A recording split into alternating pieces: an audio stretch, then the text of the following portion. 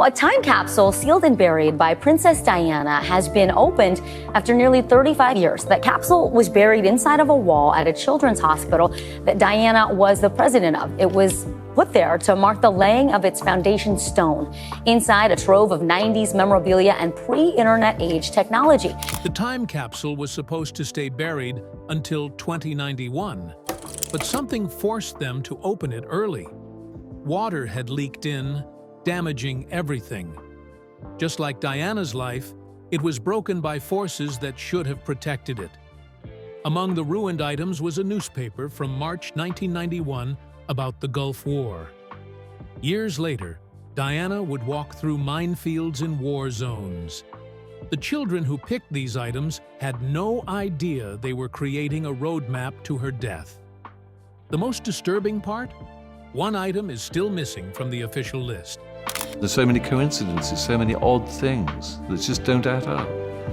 Everything sort of smells. I believe they are withholding some of the documents at the request of the British Secret Service. She was just 19 when it all began. On February 24th, 1981, Lady Diana Spencer, barely out of her teens, got engaged to Prince Charles, who was 32 at the time. They had known each other for only 6 months. And even more surprising, Diana later said they had met just 13 times before Charles proposed. That happened quietly on February 3rd at Windsor Castle during a private dinner. But what should have been a fairy tale moment took a strange turn in front of the world. During their engagement interview on BBC, when asked if they were in love, Diana softly said, "Of course." But Charles gave a cold and confusing answer. He looked down and said, "Whatever in love means." That one sentence stayed with Diana for years. She later said it traumatized her. Still, the world celebrated their wedding. On July 29, 1981, 750 million people watched as Diana walked into St. Paul's Cathedral in a dress that cost $9,000, with a train so long it barely fit in the carriage. About 600,000 people stood on the streets of London, hoping to catch a glimpse. The ceremony was beautiful, but not without cracks. Diana accidentally reversed Charles's names at the altar. Instead of saying Charles Philip, she said Philip Charles. But what truly shocked everyone was that she refused to say she would obey him in her vows. That one word missing said so much about her spirit. Just months later, in October 1981, the couple went on their first official tour to Wales. That's when something unexpected happened. Wherever they went, the crowds only wanted to see Diana. People were screaming her name, snapping photos, and completely ignoring Charles. The press called it Diana mania. For the public, she had become a star. But at home, the tension was growing.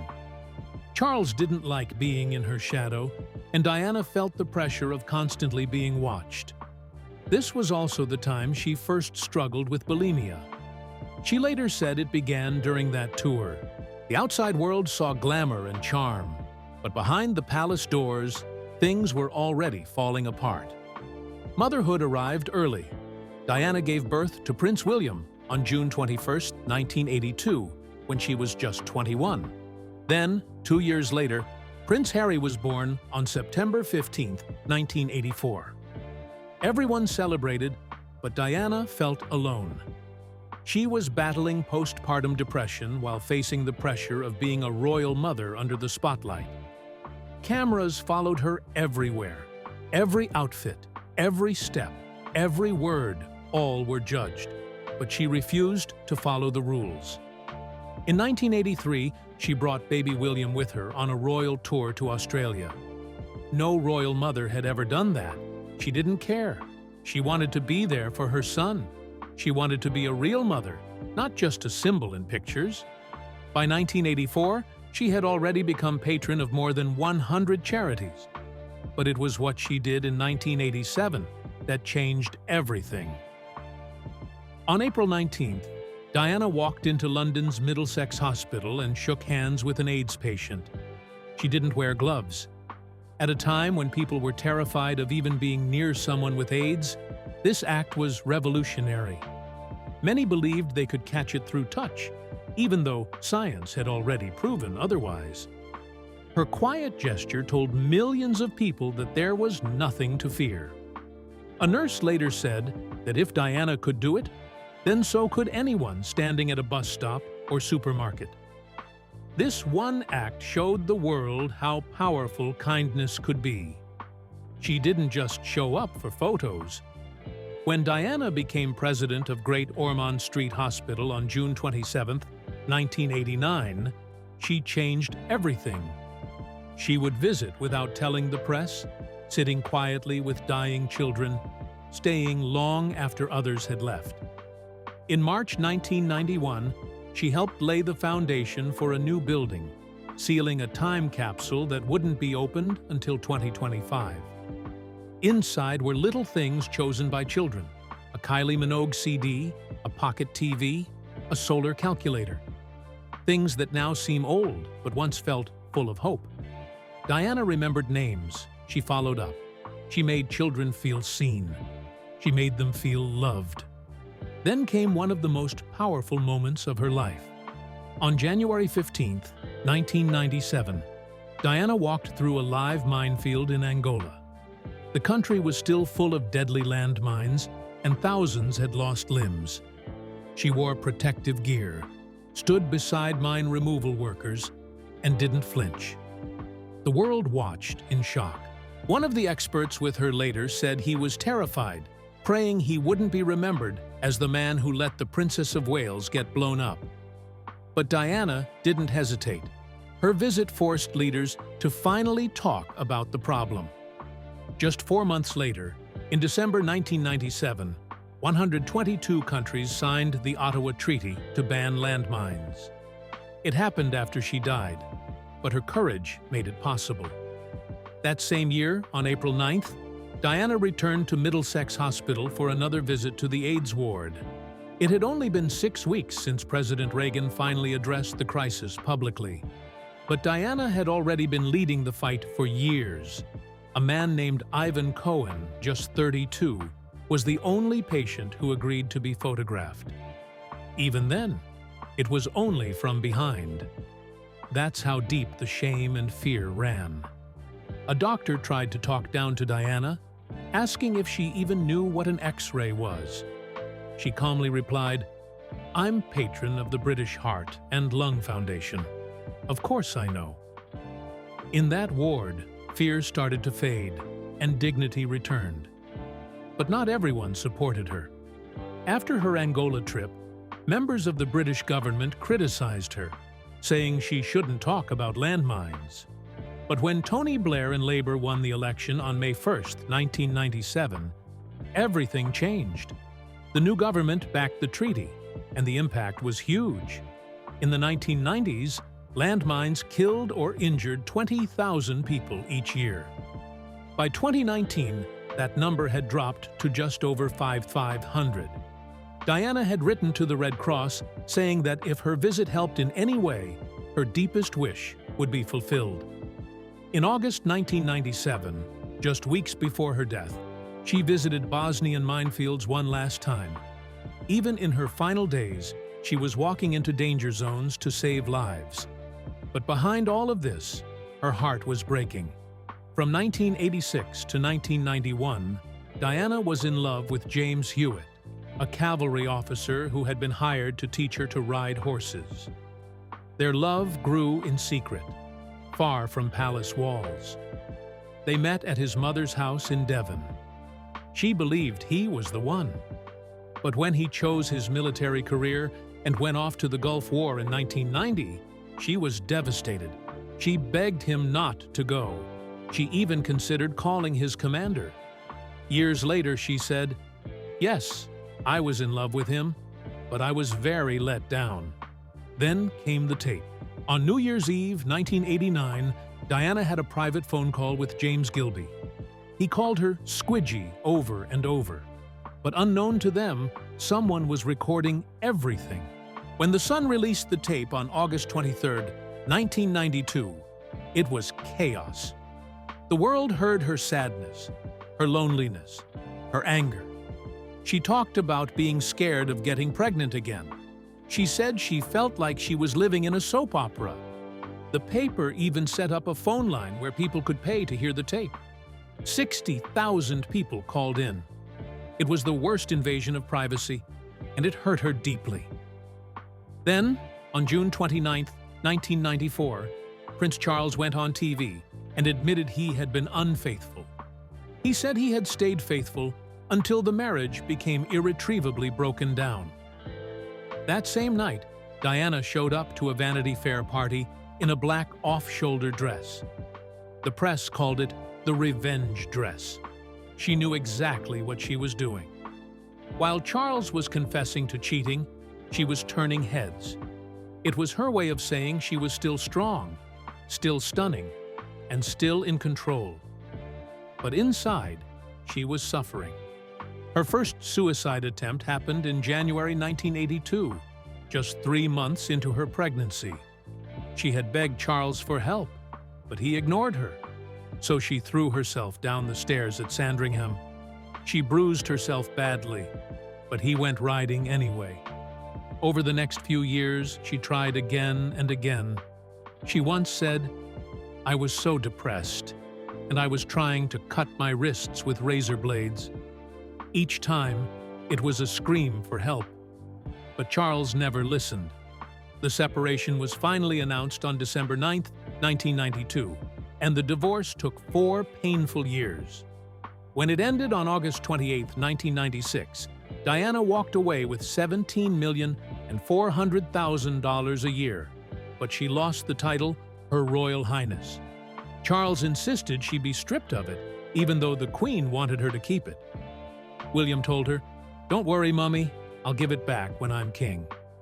And when Prince Philip tried to threaten her, she calmly replied, "My title is a lot older than yours, Philip."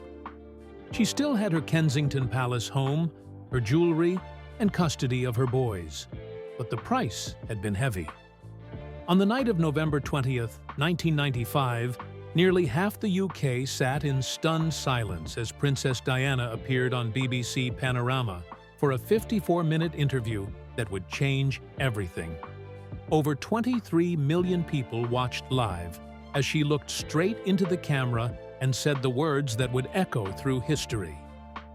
"There were 3 of us in this marriage, so it was a bit crowded." Her voice was calm, but the meaning was explosive. She wasn't just hinting at her husband's affair with Camilla Parker Bowles. She was confirming it for the world. Then she said something no one expected. She admitted she had also been in love with someone else, Army officer James Hewitt. "I was in love with him," she confessed, and the room around her seemed to fall still. But that wasn't all. Diana questioned whether Charles could ever be king. She said the role would come with enormous limitations, and she wasn't sure if he could adapt. And then came the moment that stunned even the most loyal royal supporters. She said she never wanted to be queen in the traditional sense. What she wanted was to be Queen of People's Hearts. The date of the broadcast was no accident either. While some believed it aired on Charles's birthday, the truth was more pointed. The interview aired the same night as the 1995 Royal Variety Show, an event attended by the Queen herself. But what struck people even deeper was Diana's confession about her personal pain. She said her bulimia began just 1 week after her engagement to Charles in February 1981. The moment that triggered it was cruel and small. Charles had touched her waist and said, "Oh, a bit chubby here, aren't we?" That comment lived in her mind like a wound. She described the first time she made herself sick as thrilling because it felt like a release. It didn't stop there. When she first got measured for her wedding dress, her waist was 29 inches. But by the time she walked down the aisle in July 1981, it had dropped to just 23.5 inches. The change was so extreme that after the honeymoon, her wedding ring no longer fit. One day, during a fight, Charles threw that too-big ring at his private secretary, as if even the symbol of their marriage had become a burden. During the interview, she spoke of self-harm. "I did inflict upon myself," she said softly. "I didn't like myself. I was ashamed because I couldn't cope with the pressure." Her words were raw and painful, and the palace was furious. The Queen didn't hide her anger. At a private lunch, she told someone, "Frightful thing to do. Frightful thing that my daughter-in-law did." But it wasn't just words. Within months, she acted. Letters were sent to both Charles and Diana, urging them to contact their lawyers and start divorce proceedings. It was said to be the price she paid for the Panorama interview. And Diana was terrified. Her worst fear was losing her sons. "They're going to do that, you know," she told a friend. "They're going to try and take my boys away from me." Years later, another layer of darkness came to light. The way the interview was secured was tainted. In 2021, the BBC admitted that journalist Martin Bashir had used fake bank statements to manipulate Diana into trusting him. When I started my public life 12 years ago, I understood the media might be interested in what I did. I realized then their attention would inevitably focus on both our private and public lives. The network paid $1.6 million in compensation to Diana's charities, including Great Ormond Street Hospital, the Diana Award, and the Royal Marsden Cancer Charity. But the most chilling detail came just weeks before the interview was ever aired. On October 30th, 1995, Diana met with her lawyer Victor Mishcon and shared something that would haunt history forever. She said reliable sources had told her there were plans to get rid of her. She said it wouldn't be a shooting or a scandal. It would be a car crash. Something that would either kill her or injure her badly enough that people would think she was mentally unstable. Mishcon wrote everything down. That note would become known as the Mishcon Note. Less than 2 years later, in the early hours of August 31st, 1997, Diana's Mercedes slammed into a pillar inside the Pont de l'Alma tunnel in Paris. It was 12:23 a.m. Inside the car were Diana, her boyfriend Dodi Fayed, her bodyguard Trevor Rees-Jones, and the driver Henry Paul. Dodi and Henri died at the scene. At 12:27 a.m., a call was made to emergency services. Firefighters arrived at 12:40 a.m. Diana was still conscious, but in terrible shape. Witnesses said her last words were, "My God, what's happened?" At 2:00 a.m., she arrived at the hospital. Despite 2 hours of surgery, she was pronounced dead at 4:53 a.m. She was only 36. Henri Paul's blood alcohol level was 3 times the legal limit. There were antidepressants and antipsychotic drugs in his system. No one in the car had been wearing a seatbelt. Only Rees-Jones survived. Dodi's father, Mohammed Al-Fayed, refused to believe it was an accident. For over 10 years, he insisted it was murder. He accused MI6, the CIA, the French Secret Service, and even the royal family of plotting Diana's death. In February 2008, at the official inquest, he directly accused Prince Philip of ordering the hit. He said the reason was simple. They couldn't allow Diana to marry a Muslim. He claimed Diana was pregnant and that she and Dodi were about to get engaged. He even said Prince Charles was involved, calling Camilla his crocodile wife. Al-Fayed made 175 separate conspiracy claims, but even his own lead investigator, a former Scotland Yard officer, admitted they found no real evidence after 5 years of looking. The official inquest started on October 2, 2007, and went on for 6 months. Over 250 witnesses were called. On April 7, 2008, the jury gave their verdict. Diana and Dodi were unlawfully killed because of the reckless driving of Henri Paul and the chasing paparazzi. The judge made it clear there was not a shred of proof that MI6, Prince Philip, or anyone else in the royal family was involved. Diana's sons, William and Harry, agreed with the verdict and thanked the jury for their work. After that, Al-Fayed finally gave up his crusade. And yet, another strange piece of the puzzle remained. In October 1996, just 10 months before her death, Diana had written a letter to her butler, Paul Burrell. In it, she warned that someone, possibly Charles, was planning an accident in her car. She believed they wanted to clear the path so he could marry again. At the time, she thought the new wife might be Tiggy Lega Bork, the nanny. Later, she suspected it was Camilla. She told Burrell to date the letter and keep it, just in case. When he finally revealed it in 2003, people were shocked. But during the inquest, one of Diana's close friends said she thought the letter might be fake. She believed Burrell could have forged it. Even Burrell himself said he didn't believe Charles would ever do something like that. "I can't believe the father of her children murdering her," he said. The world mourned Diana like no one else. On September 6, 1997, her funeral was broadcast around the globe. An estimated 2.5 billion people watched. It became the most watched live event in history. As her coffin moved through London, the streets were lined with flowers, tears, and silence. Elton John performed Candle in the Wind 1997, rewriting his song for her. That single became the best-selling song of all time, with proceeds going to Diana's favorite charities. Researchers said it was more than a funeral. It was a moment of global unity in grief. The numbers may be debated, but the feeling wasn't. Diana's death left a hole that still hasn't been filled.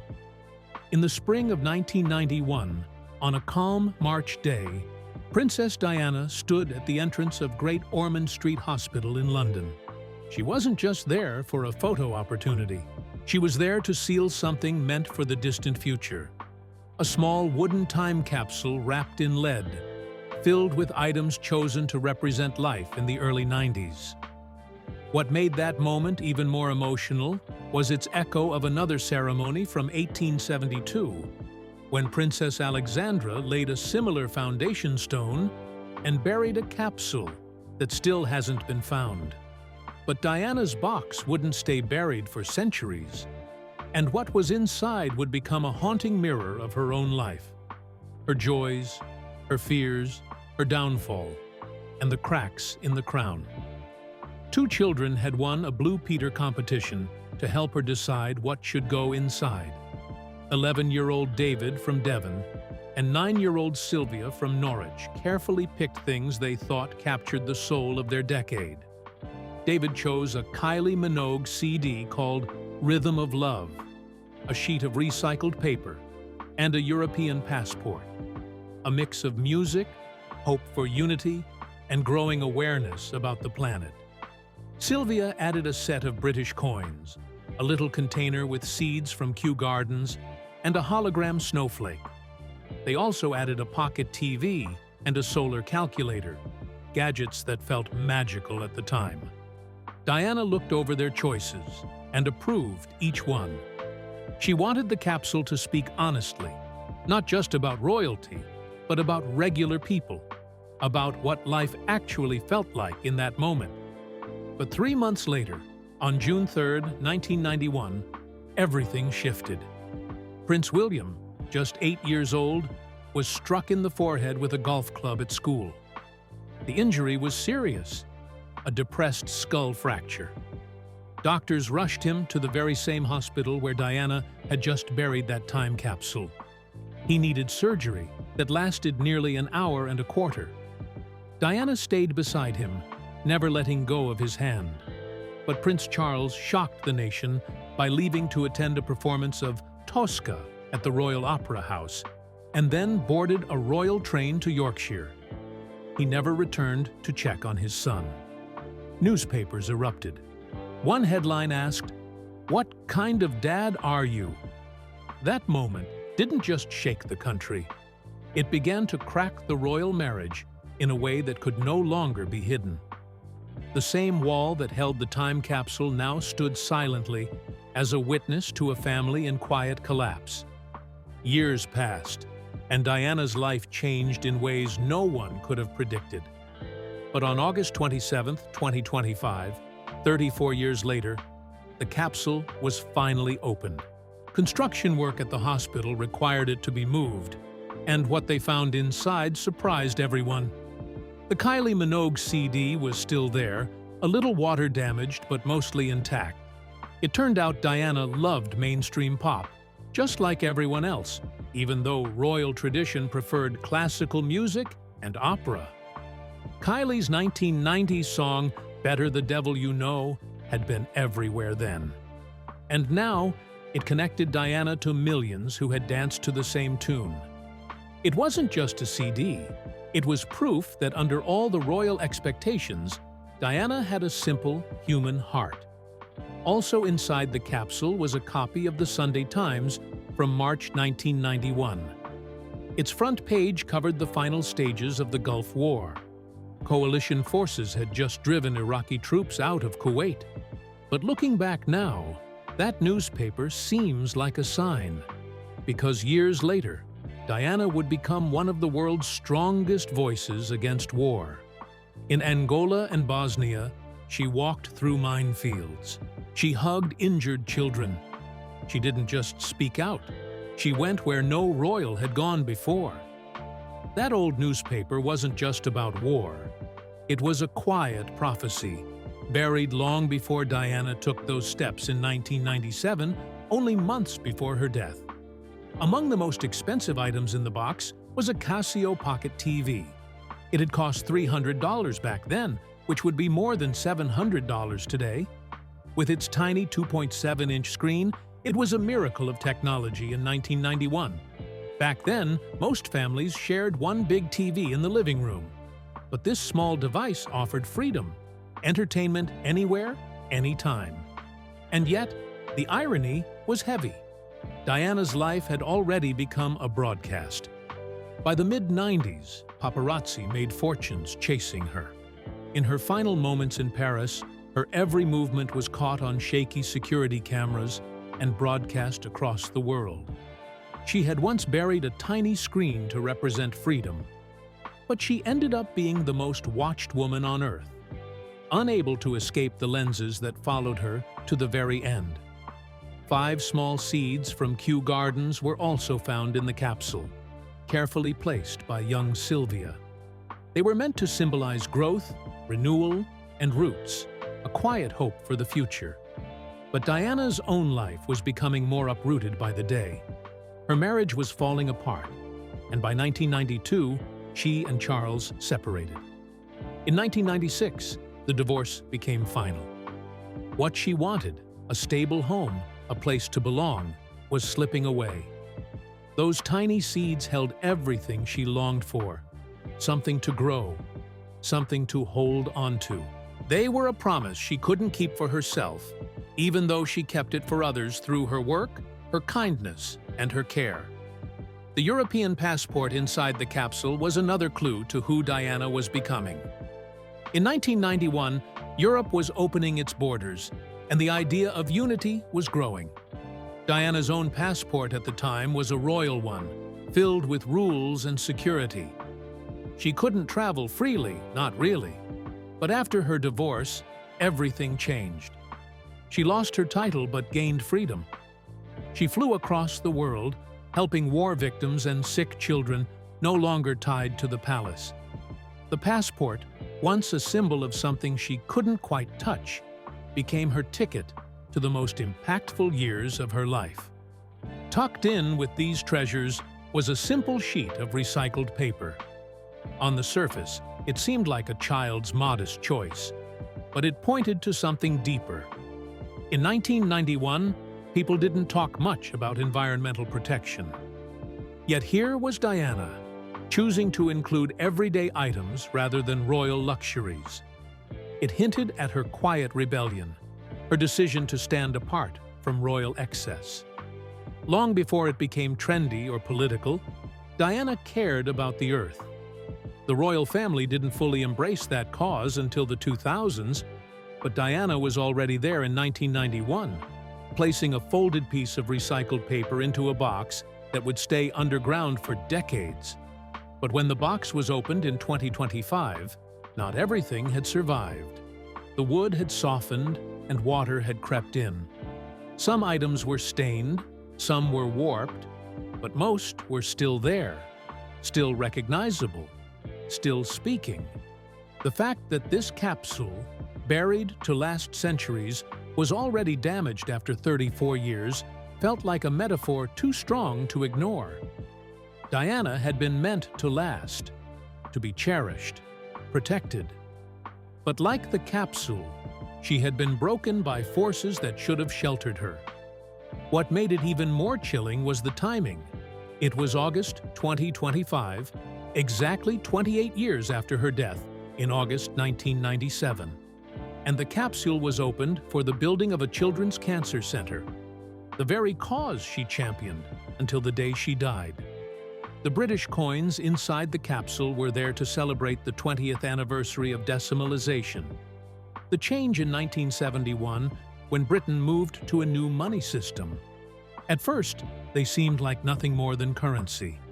But their message was louder than that. In her own life, Diana was heading into brutal financial battles. During her divorce, she received $17 million, but had to give up her title. In that deal, her royal status was priced and sold. Just like the old coins, she had to say goodbye to tradition to survive in the modern world. What those coins really represented was her quiet struggle for freedom, not just in love, but in money and in power. And then there was the solar calculator, another simple object, but one that carried heavy meaning. At the time she sealed it, Diana was deep in her battle with bulimia. She later described it as a disease of self-hate and secrecy. But this calculator ran on light, not batteries. It needed energy from outside to function, just like Diana. In the early 90s, she was in therapy almost constantly, trying to understand herself, trying to escape the pain. She wouldn't talk about bulimia publicly until 1995, but this calculator suggests that even then, she was already searching for light, for healing, for peace. And once again, the pocket TV made a final haunting statement. What began as a symbol of wonder, a screen you could carry in your hand, became something darker. By 1997, Diana's life was covered 24/7 by surveillance, cameras, and headlines. Some photographers made over $1 million just from pictures of her and Dodi Fayed. And in the end, her death was captured not by art, but by grainy street cameras.